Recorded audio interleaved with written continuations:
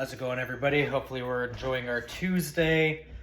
Following up on the photos that I posted, I'm going to go over a bill that I'm proposing to state representatives that I feel is necessary.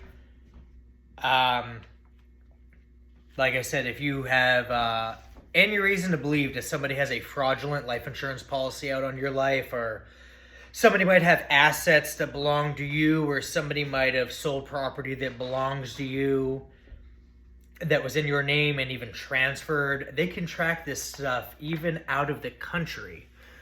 And it's relatively cheap and inexpensive. So I already went ahead and contacted the MIB. I guess there are policies that were put on me. I did go ahead and let them know that nobody has ever had authorization or legal authority to ever open a policy out on my life. I did go ahead and let them know that that was fraud and to report it accordingly, because I do plan on pressing charges. I've been an ongoing victim of identity theft, harassment, stalking, all kinds of stuff. So I concocted what I call the Integrated Notice, Integrity, and Protective Process Policy. It is a statewide model, possibly adopted coast to coast. For short, I call it INIP, or I nip it in the bud. I had a problem, I have a solution. Rather than victimizing myself and crying about it or just succumbing to my circumstances, I'm deciding to advocate for people that might be in similar situations. Now, you're probably asking, what is INIP? INIP for short. Here's an executive summary. What this is, INIP is a unified statewide policy package for Pennsylvania courts, law enforcement, and administrative licensing boards to handle high conflict protective order matters and related disputes involving PFA allegations and violations, harassment by proxy, digital harassment, identity theft, and impersonation if you are a victim of identity theft. Mail and notice failures if you have had issues with mail theft, as I have had on multiple occasions. Unfortunately, the police I reported to didn't do anything about it, but it was recognized by a higher body and it was traced with the postal codes, so I will be holding those gentlemen accountable in the very near future. Process abuse and child safety while safeguarding civil rights and due process. Why this is needed, in my opinion. Modern conflicts increasingly weaponize systems, filings, service, employers, schools, license boards, and online networks.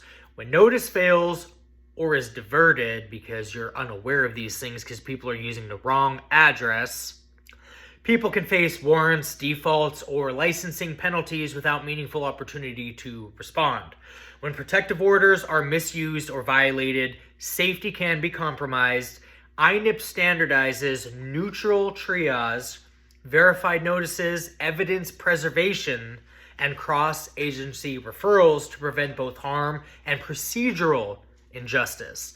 This would be like a judge abusing their power, back-end deals, police not doing their job, civil rights being violated, people consciously aware of things that are going on and turning a blind eye because somebody said one thing even though they're lying. Now, core outcomes for this are going to be, and remember, I did structure this for best use case and most helpful to people at large. While I am a victim, I am considering the fact that I may not be the only victim, so I am advocating and creating a solution for everybody. Now, safety and due process together. Protective interventions remain robust while high-stakes consequences are anchored to verify notice and evidence-based steps. Now, the court triage tracks, it's going to be a 3-tiered system that I came up with. Track A is going to be high safety risk. Track B, the second option, is going to be complex and mixed indicators. While Track C is going to be lower risk and more procedural. Now, the NIR, which is the Notice Integrity Review, is going to be a standard review of disputed service, signatures, and non-receipt with alternate services needed.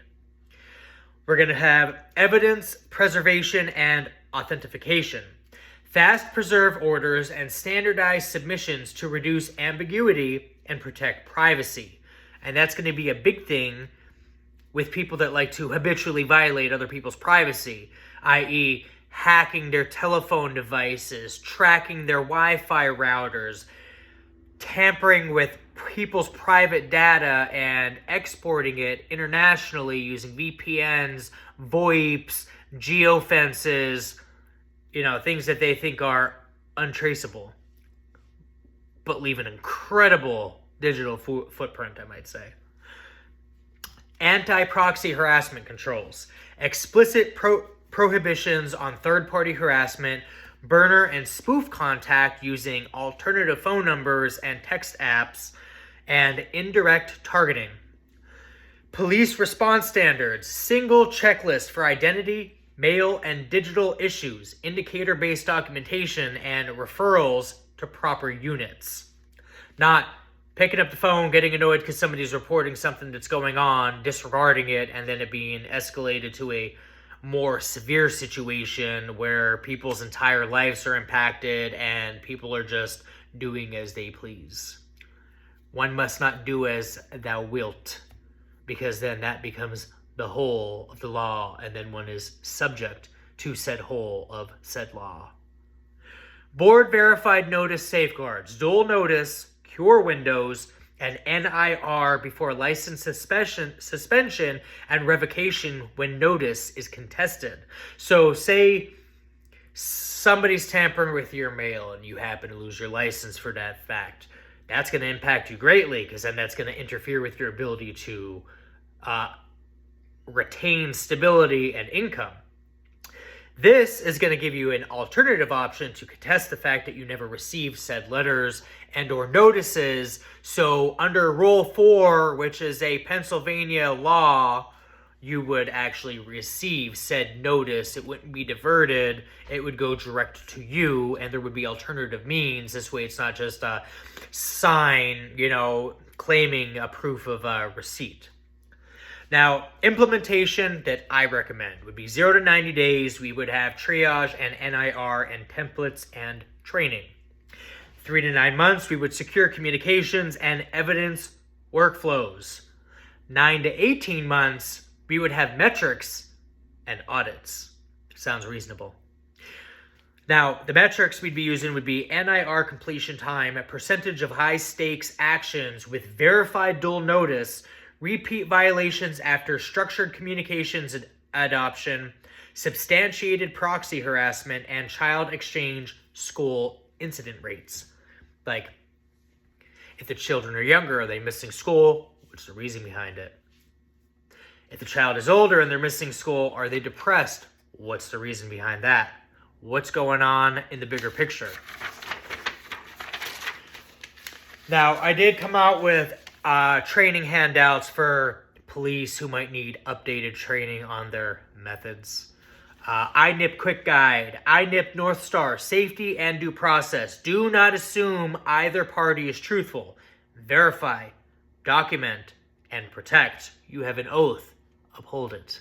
Have couth. Have that will to want to retain your career, because imagine if you ignore something. Imagine if somebody, for example, tells everybody that somebody's schizophrenic and unmedicated, even though that person has never ever been documented or diagnosed with said disease and has never been treated for said diagnosis ever, but they believe this person because they're credible in the community, because one person doesn't give a shit about people's opinions and the other one does anything for clout, literally like the song. And we believe that when they are an absolute psychopath. I imagine you would lose your job. That would be public embarrassment. It would be a public scandal, and then you'd have a lot of answers to provide at some point. Now, red flags that trigger higher structure. Threats of violence, stalking, weapons concern, threats involving children or schools, coercion to disappear, abandon homes, surrender children. If somebody's forced out of their home or forced to hand over their kids, or people are threatening other people's kids to do this, or their safety might be compromised. Intimidation using claims of official authority, e.g. I work with the FBI. Don't say that kind of stuff. I reference that kind of stuff in my stories because they're for entertainment purpose only. They are stories. I am using that as a creative outlet. If you feel targeted by those, if the shoe fits like Cinderella, wear it. Now, harassment by proxy, employer, coworker, school, licensing board, relatives. Harassment also would include consulting with people's coworkers to harass them and offering them money to do so and relaying information about said individual. Burner, spoof numbers, and indirect public targeting, disputed signatures, or repeated missing notices linked to warrants, defaults, or licensing actions. Evidence basics. Do. Preserve originals, capture timelines, request native export logs when feasible, and record provenance. Don't. Treat screenshots as conclusive, ignore chain of custody, and dismiss claims based on stigma. Don't do it. Now, the INIP tools that I created are Appendix A, which is going to be the court triage, Appendix B, which is the LE checklist, Appendix C, which is fast preserve, Appendix D, which is secure communications, and Appendix E, which is the NIR.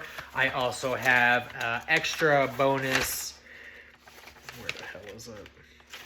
Which is going to be Appendix F. I did an authority crosswalk referencing current laws that this would layer right over. This wouldn't really change laws. This would just amend and update. Very simple to adopt as a policy, and it would benefit a lot of people. So that is the ultimate objective here. Now, the training handouts, role-specific steps. A would be for courts, clerks, and domestic relations. Step 1 is going to be complete Appendix A and assign Track A, B, or C. Track A is going to be expedite review, consider interim safety terms and child exchange school safeguards. Track B is going to be considered fast preserve, Appendix C, secure communications, Appendix D, and an early process integrity conference. Step 2, trigger NIR, Appendix E, for disputed service signatures non-receipt, order alternate services where needed. Step 3, reduce chaos. Proxy contact limits, burner spoof bans, and a single logged communications channel, i.e. a court-appointed app. B is going to be police, dispatch, supervisors. Use Appendix B for identity theft, impersonation, signature fraud, mail interference, digital harassment, spoofing, and intimidation tied to proceedings. Document timelines, addresses, tracking numbers, disputed signature artifacts, preservation guidances, and referrals. These things are imperative. Do not dismiss claims solely due to mental health history. Document objective indicators only. Do not assume somebody has problems because what it looks like and what it is might be two completely situations, and you might be overlooking something entirely more sinister and severe than it appears based off of initial view.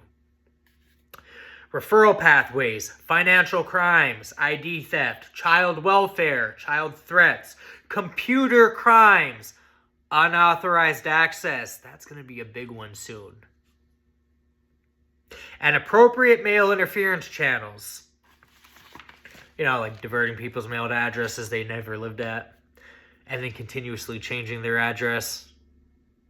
I wonder if I have personal experience with that. Oh, wait, I do. Boards and licensing investigators. This is Section C.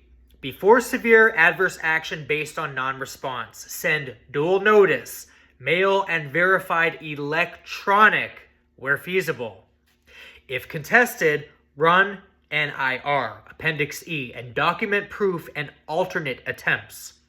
Offer a cure window, 10 to 20 business days for a good example, when indicators exist unless emergency public safety requires immediate action. Document adjudication steps consistent with 2 PACS subsections 101, 504/553 and applicable procedural rules. Now, the full text, purpose and intent. 101, this is like an original model. This is my draft. This is my bill that I'd like to see passed, and I'm hoping to gain traction and support with it.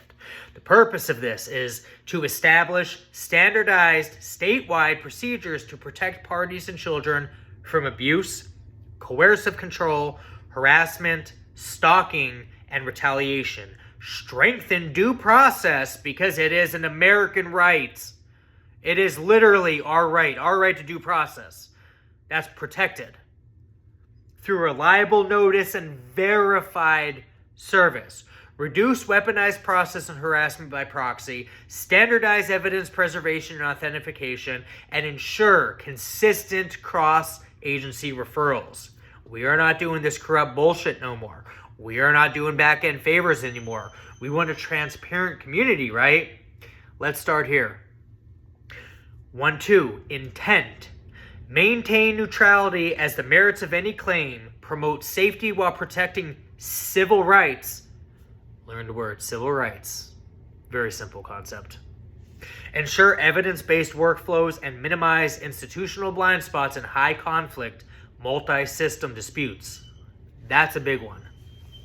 I'm going through it, which is why I'm advocating for it, because I've lived it.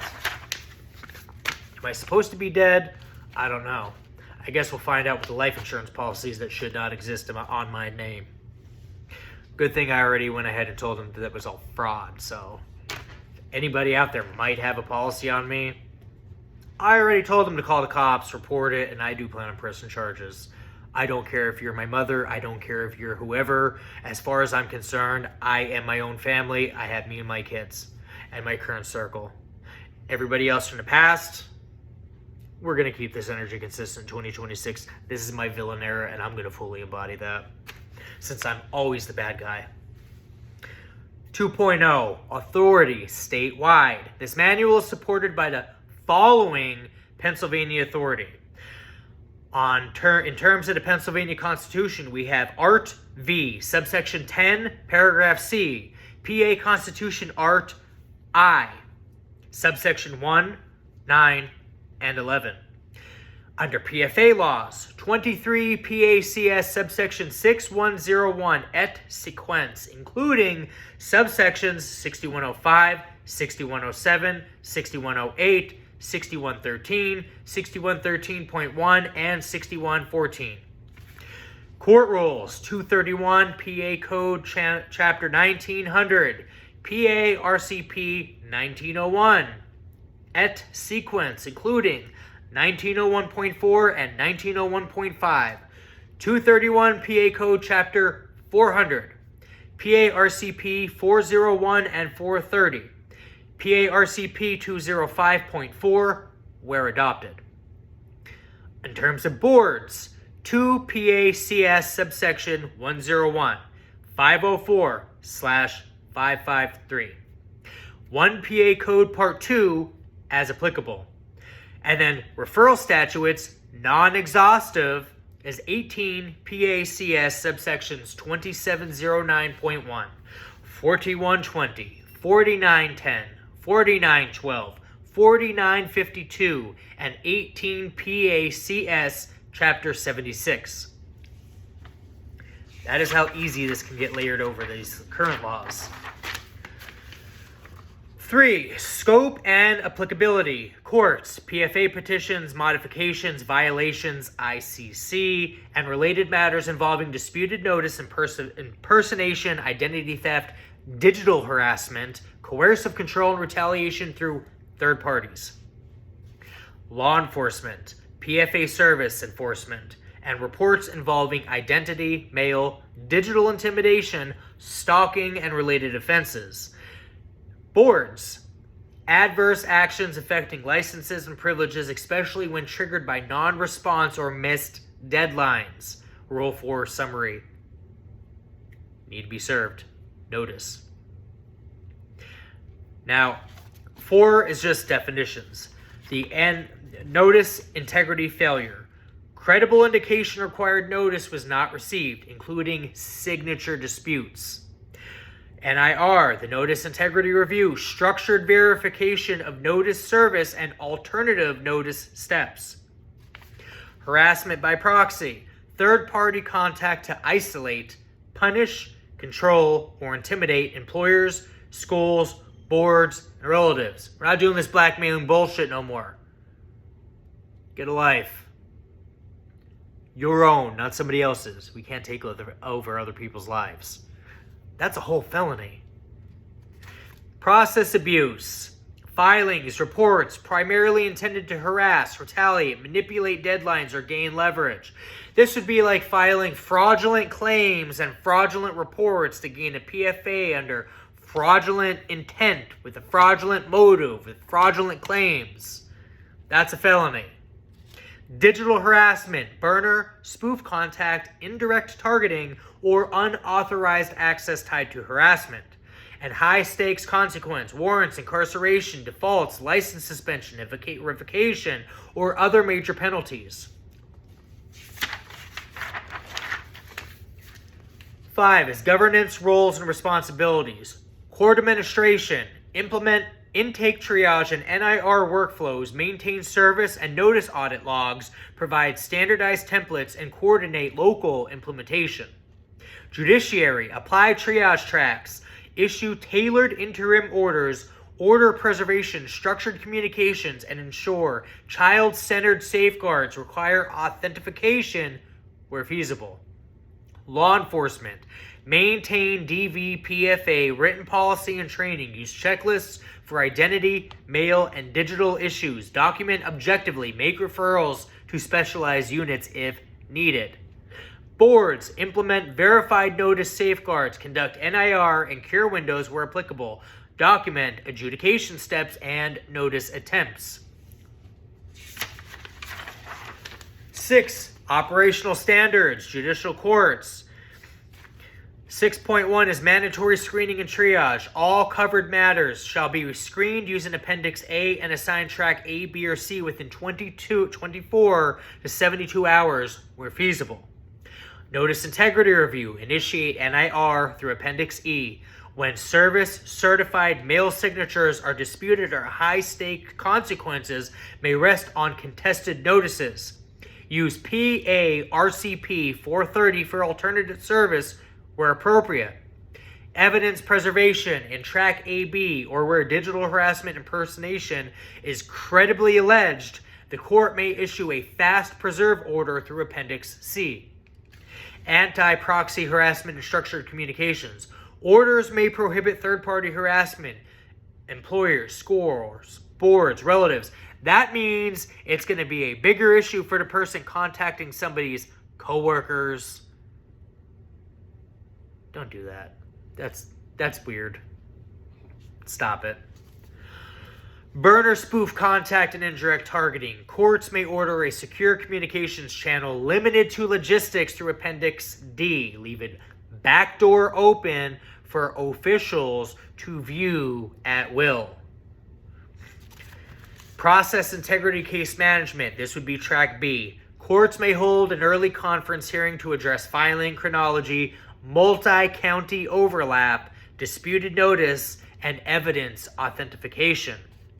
And 6.6 is child safety. Courts may order neutral exchanges, supervised exchanges, buffer zones, and school contact plans, encourage forensic interview standards where child statements are central. Sometimes it's not just a creative mind. Some of these kids are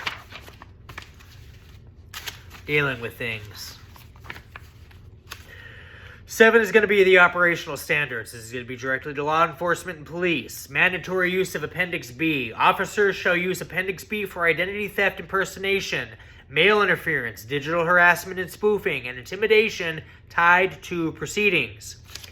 7.2, objective documentation. Officers shall document timelines, addresses, tracking numbers, disputed signature artifacts, evidence preservation guidance and referrals. Do not dismiss claims solely due to a mental health history or accusation. Document objective indicators. Enforcement and referrals. Where probable cause exists for PFA violations, learn what that means.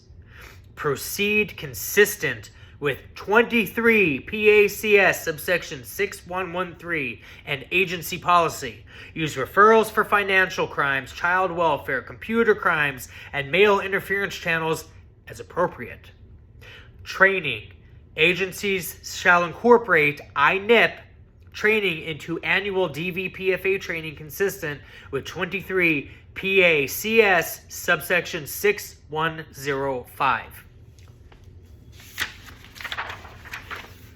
For boards and agencies, this is section 8. Verified notice safeguards. Before adverse licensing action based on non-response and missed deadlines, provide dual notice, mail and verified electronic where feasible. Contested notice. 8.2. If notice is disputed with credible indicators, conduct NIR through Appendix E and provide a cure window. 10 to 20 business days, for example, would be very efficient, unless emergency public safety requires immediate action. 8.3 is documentation. Boards shall document notice attempts and adjudication steps consistent with 2 PACS subsections 101, 504, 553, and 1 PA Code Part 2 where applicable. 9 is going to be privacy and information security. Stop giving out people's information. Redact protected orders and sensitive identifiers by default. We should not have to fill out a form requesting that our address remain confidential because we have an ongoing stalking issue. Minimize dissemination of children's sensitive information and restrict access to need to know. Store digital evidence securely and maintain access logs where feasible. And then 10, compliance, oversight, metrics. Implementation deadlines. Adopt local procedures consistent with the manual within 90 days of effective date. Recommended metrics, NIR completion time, percentage, high stakes action with verified dual notice. Repeat violations after structured communications adoption, substantiated proxy harassment, child exchange school incident rate, designate compliance leads and conduct periodic audits of NIR usage, and notice documentation.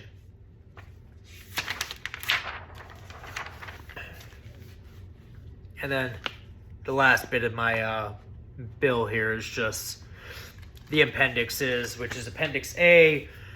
We have immediate safety indicators, coercive control, intimidation, notice integrity service, proxy harassment, digital harassment, process abuse indicators. There's little points in between. I'm not going to go over all of them because this video is already getting long enough, and I'm sure probably 10% of the people that start this are going to end up finishing it. Appendix B is going to be law enforcement quick response checklist, identity impersonation and signature fraud, mail interference, notice integrity, digital harassment and spoofing, child threat indicators. C is just a template for a fast preserve order. D is just a template for court approved communications channel order. Appendix E is the Notice Integrity Review Form for the court and the board. Basically, it goes over the case or the licensee, disputed notice items, dates, tracking document, claim type, indicators provided, verification steps, outcome, recommended action, things of that nature.